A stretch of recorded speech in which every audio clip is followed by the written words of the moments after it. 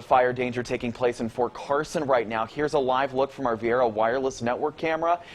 And you can still see the smoke filling the sky, and this camera is from as far away as Pueblo, but it gives you the scope of just how big this is. The fire has already burned more than 1,000 acres close to Highway 115 near the Turkey Creek community. We're also told by Fort Carson officials that Chinook helicopters will be dropping water on this area, and there are 7 outside agencies assisting with this firefight right now. The Post has been adamant in saying that the fire is not threatening anyone outside of the Fort Carson community. KRDO News Channel 13 Scott Harrison was also out there earlier today talking to the Turkey Creek community, where residents say this is an all too familiar sight.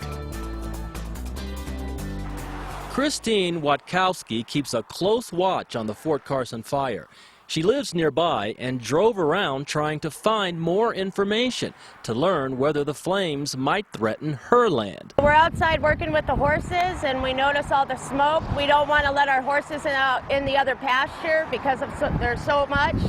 And the last fire that was on Fort Carson, we had to evacuate, so we're concerned. Flames were visible from several miles away along Highway 115 near the Fremont County line.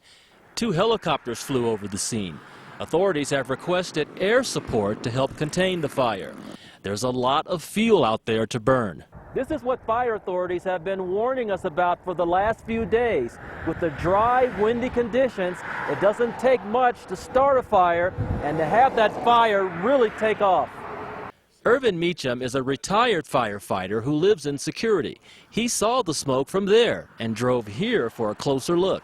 He shares his impressions of the fire.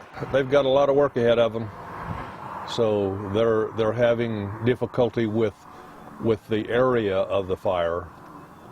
You know, they can't concentrate all of it in one place, so.